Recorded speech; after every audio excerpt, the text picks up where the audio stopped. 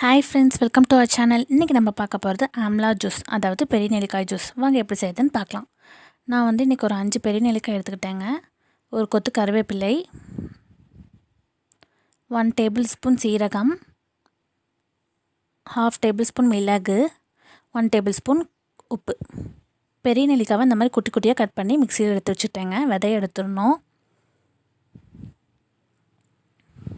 அடுத்தது கருவேப்பிலை போட்டுடணும்.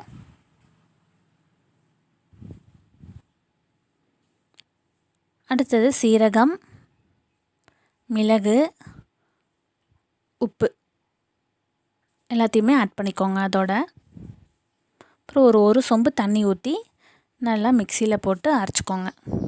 அப்புறம் வடிகட்டி எடுத்து நல்லா வடிச்சிருங்க. அவ்வளோதாங்க, பெரிய நெல்லிக்காய் ஜூஸ் ரெடி.